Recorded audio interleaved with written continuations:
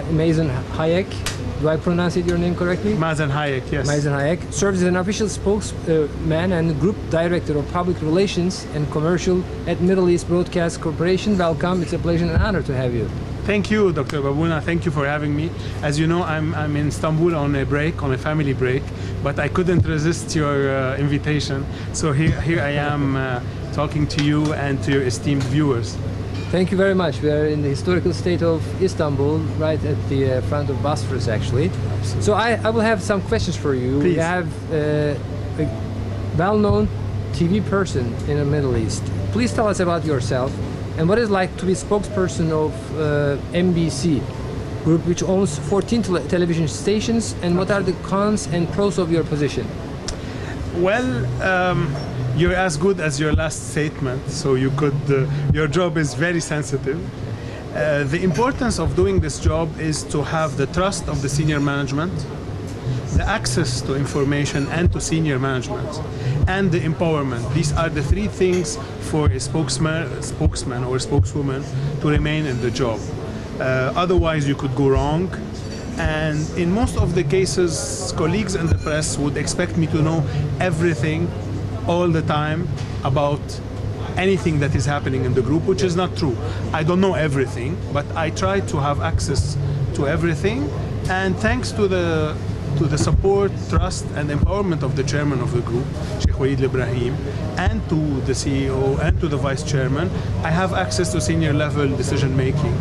And I'm empowered to talk on behalf of the group. Without all of these elements, you can't do your job properly. In many cases, I ask for some time to validate information, to check things, and I tell my colleagues, please don't expect me to have all the answers all the time, and I hope I don't fail you, and I'll investigate and come back to you. So, you know, these days they expect you to respond on a tweet. So you're at a dinner and suddenly your telephone rings, and so tell me, Dr. Babuna tweeted about this. What is MBC's reply to this? I said, come on. I mean, we're not in a 24/7 press conference.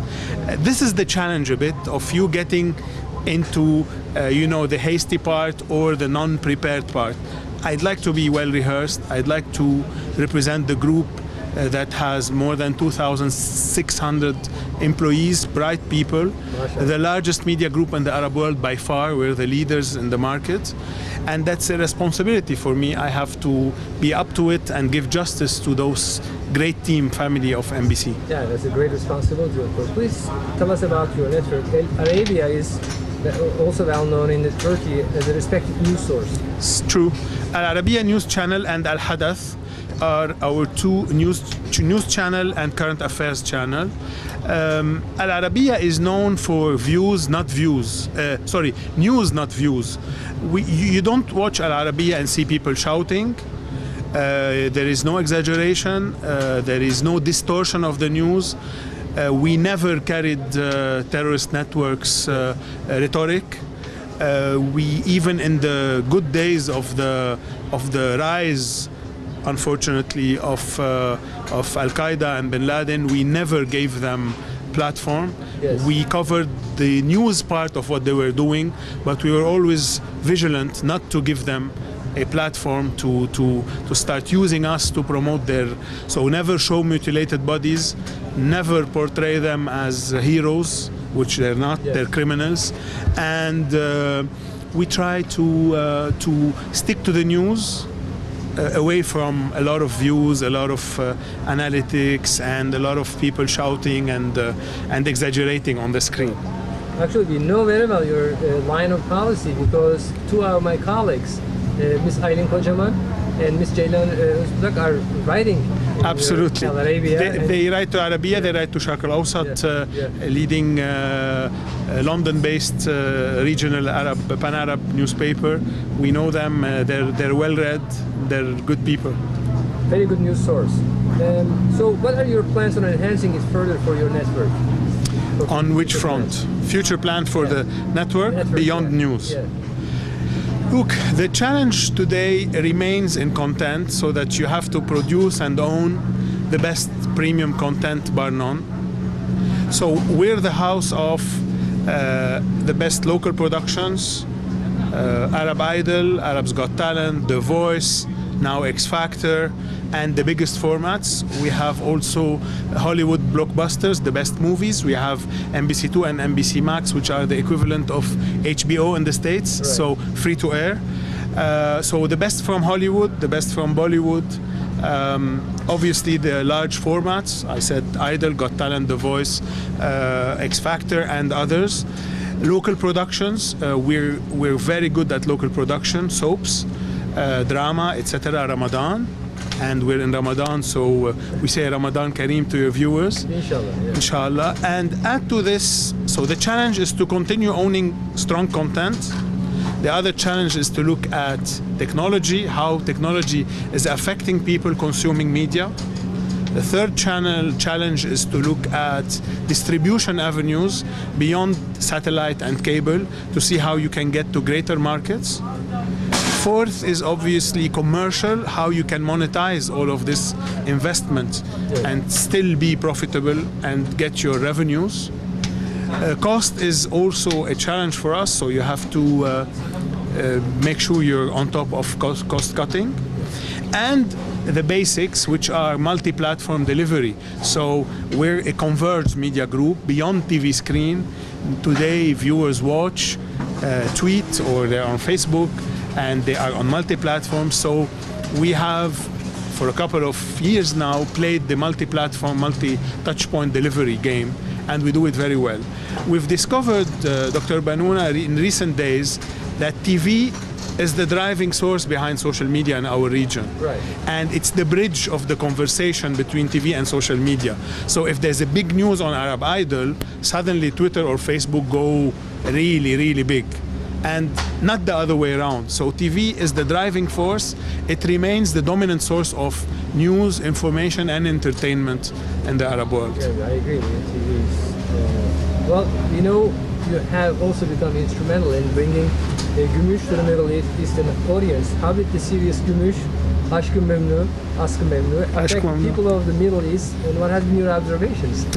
We love this. Big, I right? smile. I smile because these are my greatest memories from 2008. Yeah. I remember when Kivanch Tatlitug and my dear Songul Oden came to Dubai. They didn't expect this amount of popularity and fame in our region.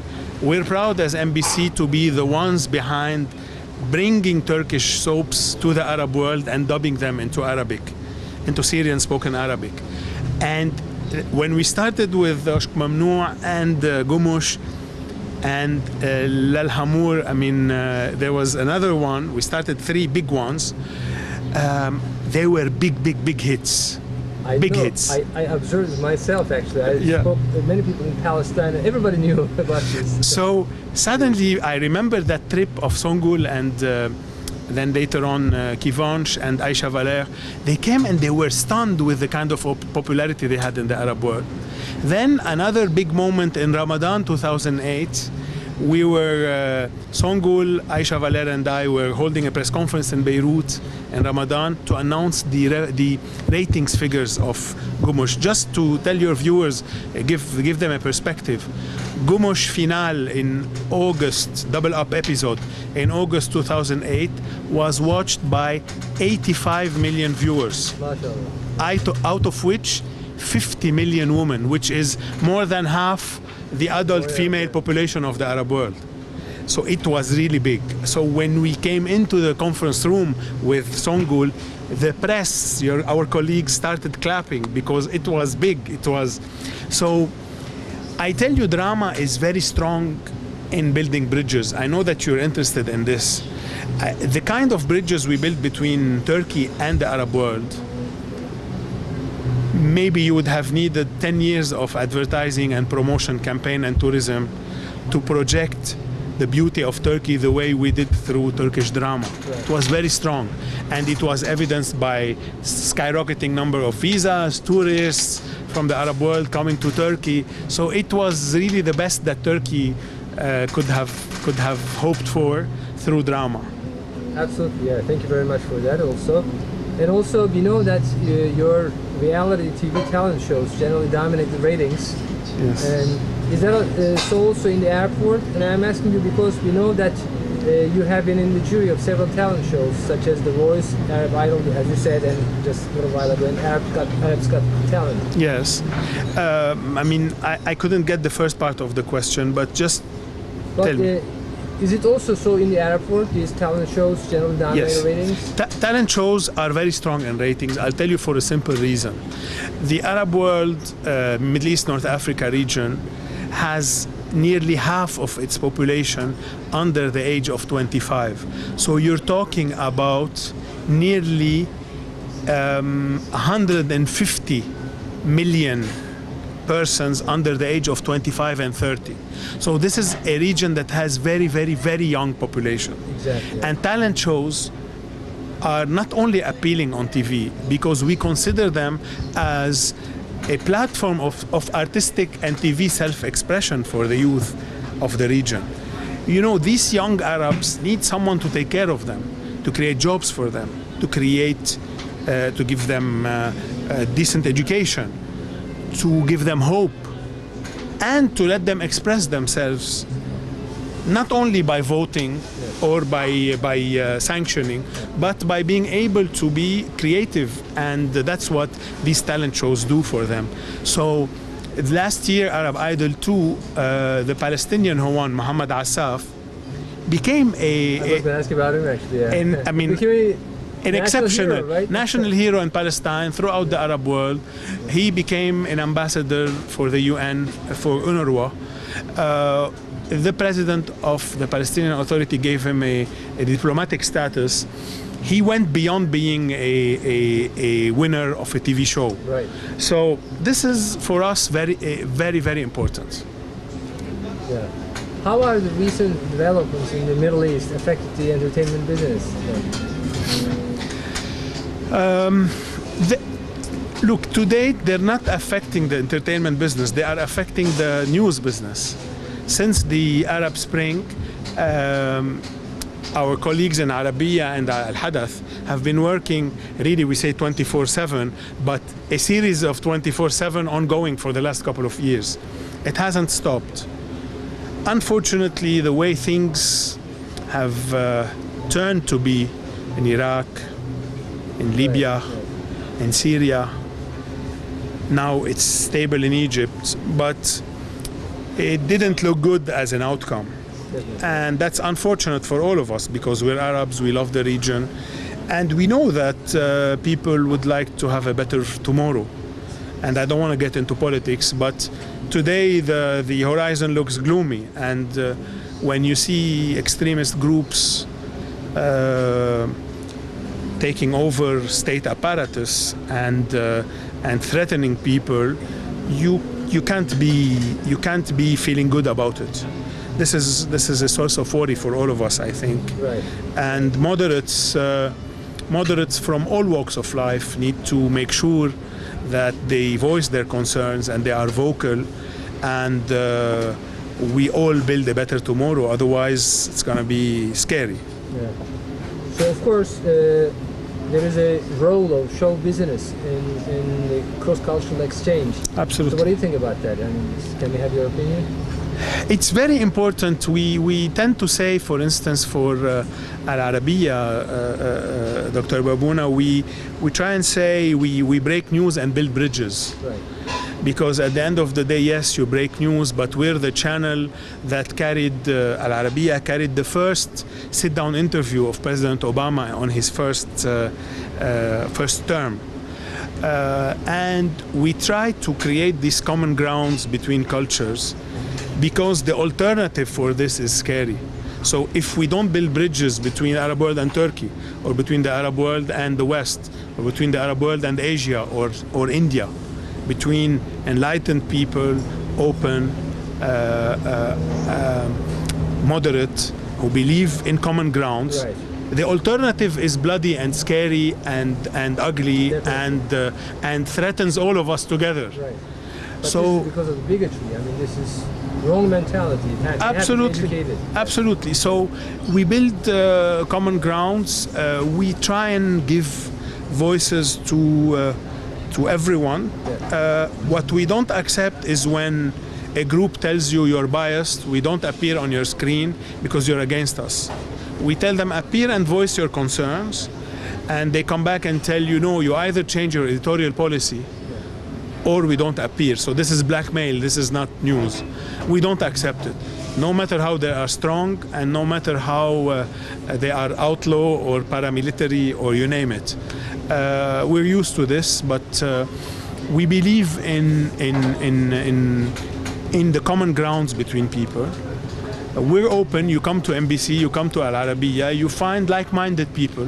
You're gonna feel as if you're at Channel 9 or you're at home in Turkey.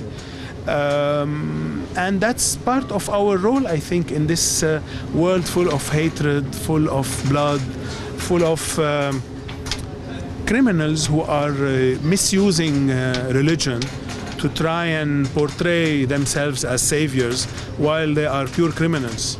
And we're not shy about it. We say it loud and clear, these are criminals, and don't take them for saviors and don't take them for good people.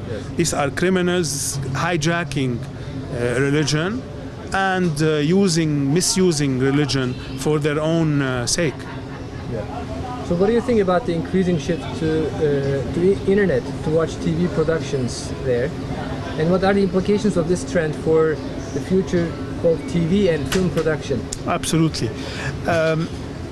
TV remains the dominant source of information and entertainment and news in the Arab world and in the world. Nothing comes close to TV. But internet is growing. Online advertising is growing. It's estimated this year in the Arab world at around $400 or $450 million, up from 50 a couple of years ago. So it's nearly doubling every year. Online is big. The young audiences are consuming a lot of online content, but it is complementary to TV. It's not competing with TV. We see it as a driving force, as a support force. We don't see it as a competitor to us. So we embraced new media and digital ahead of time. Yes. At Al Arabiya, we merged the on-screen newsroom with a digital newsroom. So the team that gathers every day twice to discuss, the editorial team, you have the online team and the on-screen team merged a couple of years ago. Right.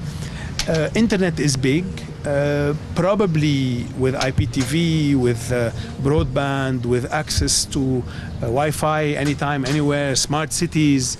We're all connected. How you consume media on mobile devices is different from how you consume it on fixed devices than from TV. So probably you need to produce original content for each type of device. What you produce for TV, you need to tailor make it or even produce it originally to mobile. You're not gonna watch Arab Idol for 3-4 hours on a mobile device. And that we know it, but definitely internet with the advancement of telco, it will continue growing, but at the same pace in the Arab world as TV. TV remains the not only dominant source of news and entertainment, but TV is the virtual family member of every Arab family. Right. And you go to a serious meeting, you go to a head of state, or you go to a minister or to a central banker, you come to the meeting and TV is on in the background. Right. And it's always either an MBC channel or Arabiya channel. So TV is part of our socio-cultural life. Definitely, yeah. Unlike in the West, where TV is just to consume entertainment, for us TV is on all day long. It's part of our work, part of our family, part of our life. And people love TV, and we love them for that because it's mutual. They give us top ratings, they give us loyalty, we give them back the best TV and multimedia experience in the Arab world for free. We are non-encrypted, we are free to air, and they get from MBC what usually is paid TV, they get it for free. And we're only able to do this because of their loyalty and advertising support. Yes. So what do you have to say in terms of comparing the means of cultural exchange which were available a couple of centuries ago and today? I'm not an expert in public diplomacy and cultural exchange, but I can tell you that probably today the speed of the free flow of ideas, the speed of exchange is way superior to anything else. Is it being done enough? Probably not. When I rest on my lawyers and said it's done enough is when I don't see hatred, when I don't see extremists, when I don't see car bombers, when I don't see people hitting buildings or kidnapping innocent people. This is when I think enough is done for cross-cultural, cross-religious exchange. So I think we still have a lot to do. I don't know how the past it was done. I think today there is the opportunity of communication, the opportunity that ICT gives us, information communication technology, to do more. I don't think we're doing more. Probably the big forums a la Davos or the big think tanks need to also work more on tackling real issues and bringing people closer than just celebrities and heads of state and famous people telling their experiences, which is very important. Yeah, right. I definitely agree with you. So we are coming to the end of this beautiful discussion. Actually, can we have your last message to the Turkish nation and to the Islamic world, actually, to the entire Islamic world? First of all, my message is to you. Thank you for your time, and for the viewers of Channel 9, thank you for watching. I love being in Turkey. This is a beautiful country. I'm impressed by many things in Turkey. I'm impressed by how people love their country. The patriotism is amazing. This is a sense, as a Lebanese, I say it. I appreciate and admire them, how they love their country, how much patriotic they are. And that's very important. So when you love your country, when you work for it. I admire them for what they did in terms of GDP growth, of economic growth. I mean, this is a country that has quadrupled probably its GDP over the years. Yeah. I admire them how they kept this country clean and green, and there is urbanism, how it's open, liberal, secular. I mean, you're in a very open place, modern, welcoming, hospitable. This is a great nation. I tell them, see the positive side of Turkey, because I read a lot about politics.